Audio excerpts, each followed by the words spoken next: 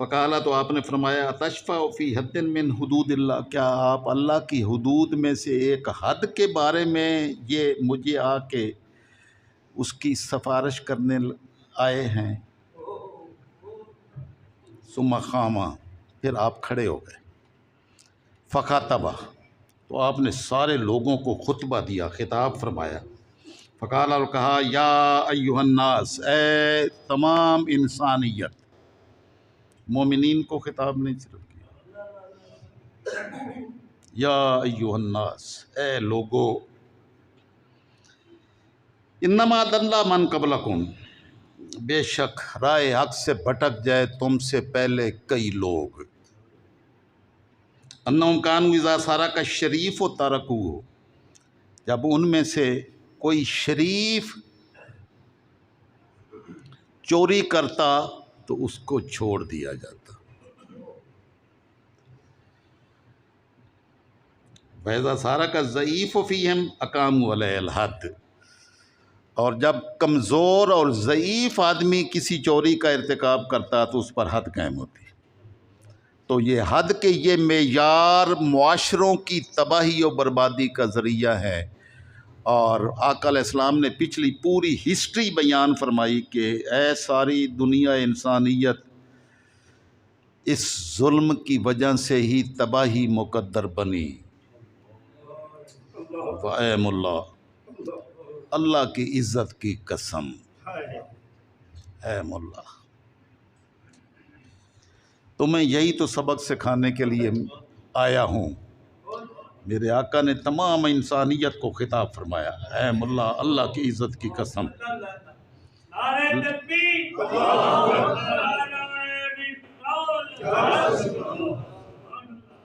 لو ان فاطمہ بنت محمد، اللہ کی عزت کی قسم، اگر فاطمہ جو محمد کے جسم کا ٹکڑا ہے، وہ فاطمہ بنت محمد لو سرقت، اگر وہ بھی چوری کا ارتکاب کرے گی، لقطع محمد جدہا، تو محمد جو اللہ کے رسول تشریف لائے ہیں وہ اپنی بیٹی کا ہاتھ بھی کاٹنے کا حکم دیں گے، اس کا ہاتھ کاٹ دیں گے، اور یہ نہیں دیکھیں گے کہ یہ محمد صلی اللہ تعالی وسلم کی بیٹی ہے۔ یہ وہ سبق ہے جس نے ساری دنیا میں دین کو پھیلایا۔ یہ دین کو پھیلانے کا واحد ذریعہ اور راستہ تھا عدل و انصاف، اور تاجدار کائنات صلی اللہ تعالی وسلم نے یہ کر کے دکھایا، یہ عدل و انصاف کر کے دکھایا۔ آقا علیہ السلام نے صلح حدیبیہ کے موقع پر مشرکین مکہ کے ساتھ ایک معاہدہ کیا۔ معاہدہ یہ تھا کہ اگر مکہ سے کوئی مسلمان ہو کر مدینہ جائے گا تو اس کو واپس کر دیا جائے گا۔ آپ نے معاہدہ کر لیا، معاہدہ ہو گیا۔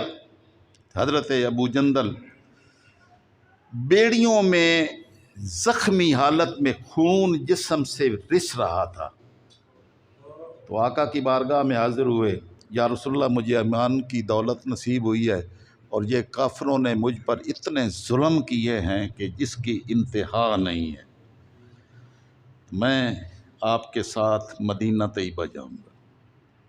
آقا علیہ السلام نے فرمایا کہ ابو جندل، میں اللہ کا رسول ہوں، میں نے ان کے ساتھ ایک معاہدہ کیا ہے، اس معاہدہ کی بنیاد پر میں تمہیں اپنے ساتھ نہیں لے جا سکتا،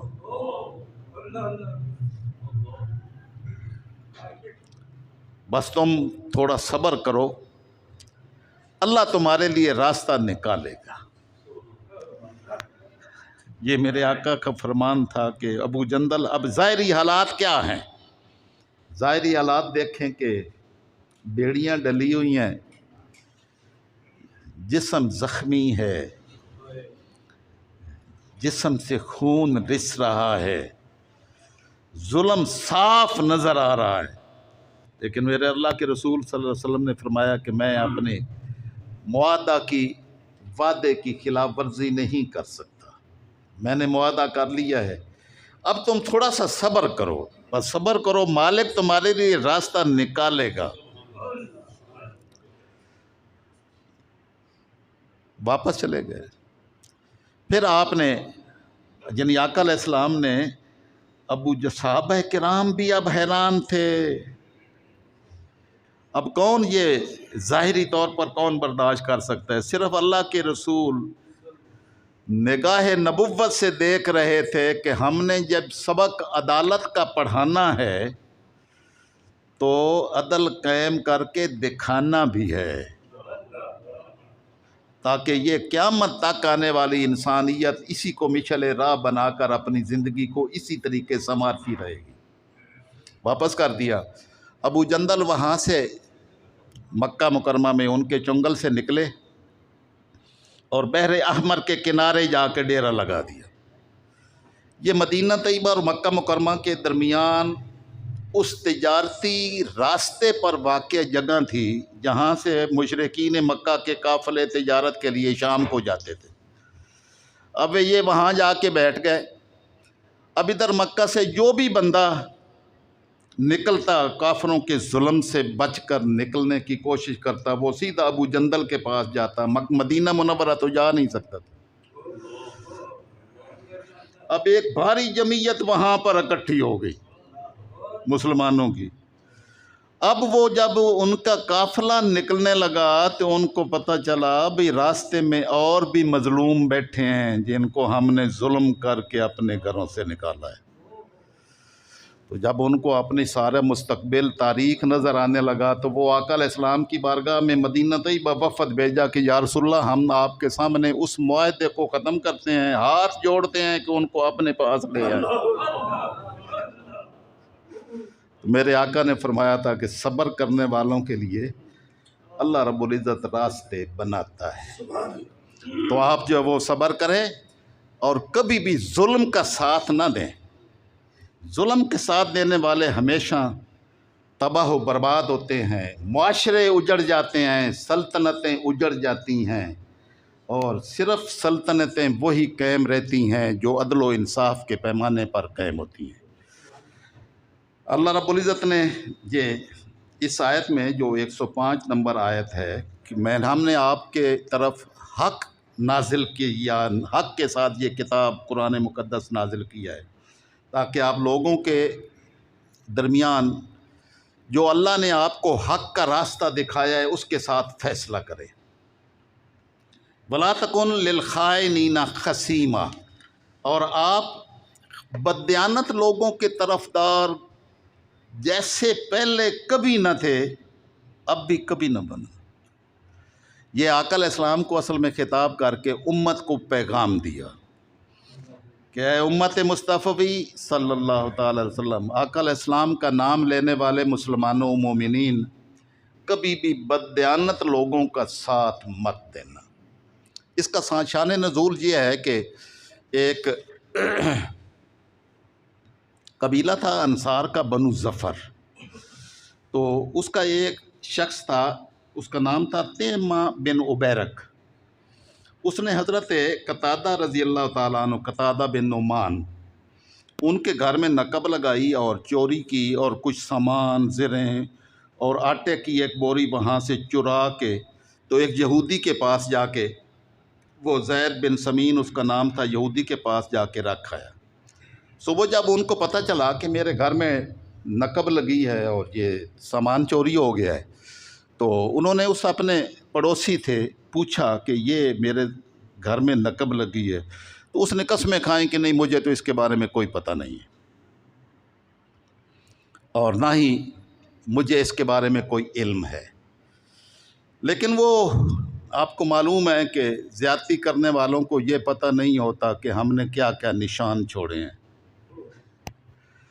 وہ آٹے کی بوری جو تھی اس میں تھوڑا سا کہیں سوراخ تھا، آٹے کی بوری ویسے بھی لے جائیں تو وہ اگر سوراخ نہ بھی ہو تو کچھ نہ کچھ اس میں سے گر جاتا ہے، تو وہ جدھر وہ بوری گئی، وہ آٹا کے نشانات کچھ وہ چلتے چلتے وہاں تک مال مسروقہ تک جا پہنچا جہاں پر وہ آٹے کی بوری اور سامان رکھوایا ہوا تھا۔ وہ یہودی کا گھر تھا، تو وہاں کھرا مل گیا، وہاں پر پہنچ گئے، مال مسروقہ بھی برآمد ہو گیا۔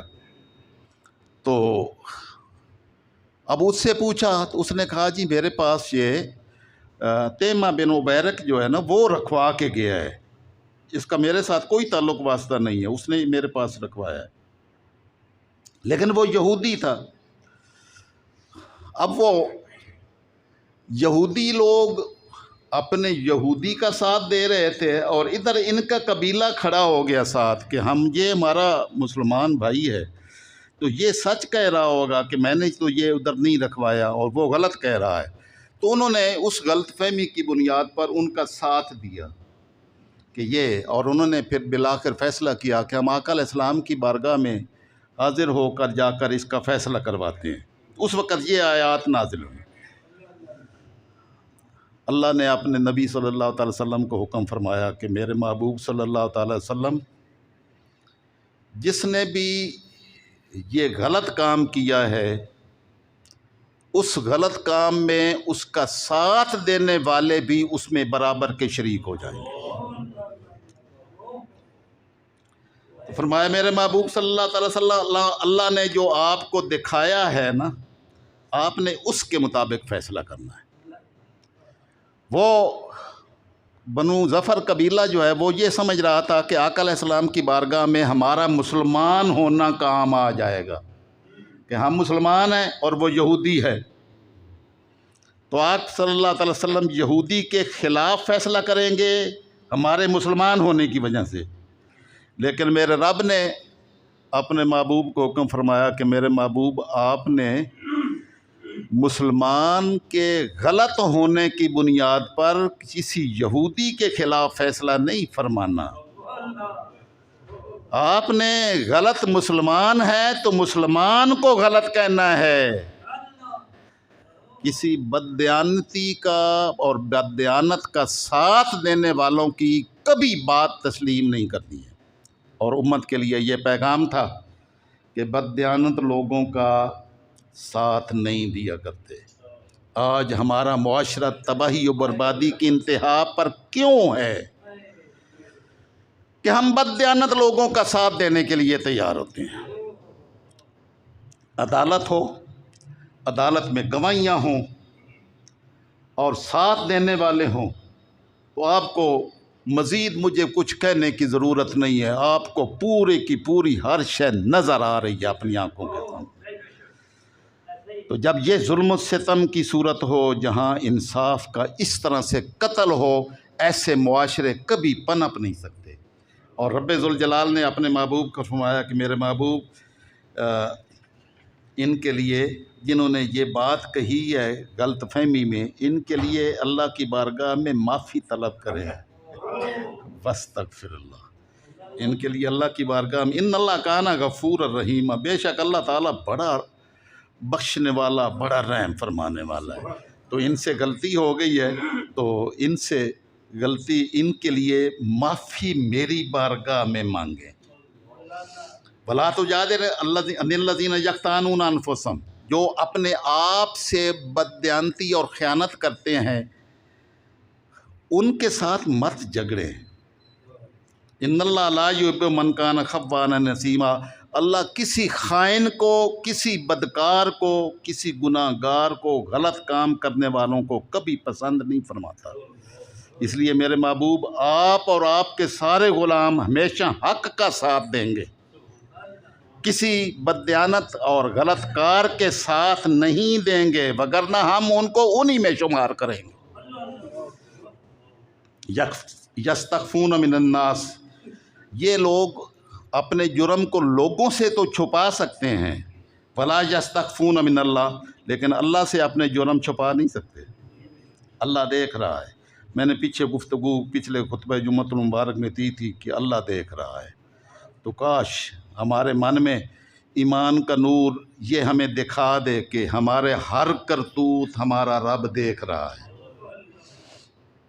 وَهُوَ مَعَهُمْ إِذْ يُبَيِّتُونَ مَا لَا يَرْضَىٰ مِنَ الْقَوْلِ، میرے محبوب صلی اللہ تعالی وسلم جب یہ راتوں کو پلان بناتے ہیں نا جھوٹ اور فراڈ کا، تو اللہ ساتھ ہوتا ہے۔ دیکھ رہا ہوتا ہے۔ اللہ ساتھ ہوتا کا مطلب ہے کہ وہ اللہ سے چھپ کے یہ راتوں کو پلان نہیں بناتے، اللہ دیکھ رہا ہوتا ہے جب یہ پلان بناتے ہیں۔ مالا یادن القول بکان اللہ بما یعملون محیطا، اور اللہ رب العزت ان کے ہر عمل کو گھیرے ہوئے ہے، کوئی یہ اللہ کی بارگاہ سے بھاگ کر کہیں نہیں جا سکتے۔ ہاں انتم ہؤلاء جادلتم عنہم فی الحیات الدنیا، تم وہ لوگ ہو جو تم ظالم لوگوں کی طرف سے جھگڑتے تھے دنیا کی زندگی میں۔ تو رب ذوالجلال نے فرمایا فمن یجادل اللہ عنہم یوم القیامہ، جہاں تو ان کی طرف داری کرتے ہوئے جھگڑتے تھے اور ان کا ساتھ دیتے تھے، لیکن جب اللہ کی بارگاہ میں پیشی ہوگی تو وہاں کون جھگڑا کرے گا، کون وکیل بنے گا؟ یہ قرآن پاک کی آیات کا صرف میں نے ترجمہ کیا ہے۔ اللہ رب العزت نے سنوایا ہاں انتم، سنتے ہو بات ذرا غور سے سن لو، پھر سن لو۔ ہاں انتم ہؤلاء، تم وہ لوگ ہیں جادلتم عنہم فی الحیات الدنیا، تم نے دنیا کی زندگی میں تو ان کے طرف داری کرتے ہوئے، ان کا دفاع کرتے ہوئے جھگڑے کیے، عدالتوں میں کیس کیے، سارا کچھ کرتے رہے، لیکن کبھی سوچا فمن یجادل اللہ عنہم یوم القیامہ، جب اللہ کی بارگاہ میں پیشی ہوگی تو اللہ کی بارگاہ میں کیسے جھگڑو گے ان کے ساتھ دینے کے لیے؟ تو وہاں تو جھگڑا نہیں ہوگا۔ من یکون علیہم وکیلا، تو وہاں اس دن کون وکیل بنے گا؟ اللہ کی بارگاہ میں جھگڑا کرنے کے لیے اس دن کون وکیل بنے گا بددیانت لوگوں کا؟ یہاں تو چند ٹکوں کی خاطر، چند مفادات کی خاطر ان کے وکیل اور ان کے ساتھی بنے پھرتے ہو، لیکن جب اللہ کی بارگاہ میں پیشی ہوگی تو یہ وکالت ساری ختم ہو جائیں گی، یہ ساری دری کی دری رہ جائے گی۔ بلکہ ہم کسی کو وکیل بنانے تو دور کی بات ہے، ہم تو اس دن زبانوں پر تالا لگا دیں گے اور فرمائیں گے کہ اس کے جسم کے اعضاء کو کہ تم بتاؤ اس نے کیا ہے کہ نہیں کیا۔ تو اللہ فرماتا ہے الیوم نختم علی افواہہم، آج وہ دن ہے کہ ہم ان کے منہوں پر مور لگا دیں گے، تالا لگا دیں گے۔ وتکلمنا ایدیہم، اور ان کے ہاتھ ہمارے ساتھ کلام کریں گے۔ یہ ہاتھ بتائیں گے ہاں باری تعالیٰ میرے ساتھ، یہ ان کو زبان نصیب ہوگی۔ یہ ہاتھ جن کو سمجھتے ہیں نا بھئی ان ہاتھوں کو کیا پتہ، ان کی آنکھیں بھی ہیں، ان کے کان بھی ہیں، ان کی زبان بھی ہے، یہ یہاں نہیں بولتی، اللہ کی بارگاہ میں بولے گی۔ وَتُكَلِّمُنَا أَيْدِيهِمْ وَتَشْهَدُ أَرْجُلُهُمْ، پاؤں بھی گواہی دیں گے، پاؤں کے بھی آنکھیں ہیں، کان ہیں، یہ در و دیوار کے بھی کان ہیں۔ یہ جن کو جمادات ہم سمجھتے ہیں نا، یہ جمادات بھی بولیں گے، یہ آپ کو دیکھ رہے ہیں، آپ کی باتوں کو بھی سن رہے ہیں، آپ کے سجدوں کو بھی دیکھ رہے ہیں کہ یہ پیشانی میرے سامنے باری تعالیٰ تیری بارگاہ میں جھکی تھی۔ تو یہ ساری زمین کے ذرات، ہر شے یہ قیامت کے دن گواہ ہوگی۔ اس لیے اللہ سے ڈرتے رہیں کہ تم اللہ کی ذات سے چھپ نہیں سکتے ہو، ان کائنات کی کسی شے سے بھی نہیں چھپ سکتے ہو، ساری چیزیں تمہیں دیکھ رہی ہیں۔ تو اللہ رب العزت یہ توفیق اگر دے دے، یہ سمجھ دے دے کہ یہ جن کو ہم جامد سمجھ رہے ہیں ان کو بھی اللہ نے دیکھنے کی توفیق دی ہوئی ہے۔ یہ سارا ریکارڈ ہو رہا ہے، یہ ریکارڈ پیش ہو جائے گا اور یہ خود گواہیاں وہاں پر دیں گے۔ تو جو وہاں گواہیاں ہونی ہیں نا، تو وہاں کوئی وکیل ان مجرموں کی طرف سے پیش نہیں ہو سکے گا، تو یہاں مجرموں کا ساتھ دینا چھوڑ دو۔ وَلَا تَكُنْ لِلْخَائِنِينَ خَصِيمًا، بددیانت لوگوں کا ساتھ مت دو، وگرنہ تمہارے پاس کوئی عذر باقی نہیں بچے گا۔ تم اللہ کی بارگاہ میں اگر سرخرو ہونا چاہتے ہو تو صرف ایک راستہ ہے کہ عدل و انصاف کا راستہ اپناؤ، ہمیشہ سچ کا ساتھ دو، تمہارے والدین بھی کام نہیں آئیں گے اگر تم نے ناانصافی کی، تمہارا اپنا وجود بھی ساتھ چھوڑ جائے گا، یہ بھی اپنے تمہارے خلاف خود گواہی دے گا، تمہارے سارے رشتہ دار تمہارے کسی کام نہیں آئیں گے۔ اس لیے بددیانت لوگوں کا ساتھ مت جو، صرف سچ بولنے والوں کا ساتھ دو، تو تمہاری دنیا کی زندگی بھی کامیابی سے ہمکنار ہوگی، آخرت میں رب ذوالجلال کی بارگاہ میں بھی کامیابی نصیب ہوگی۔ وما علینا الا البلاغ۔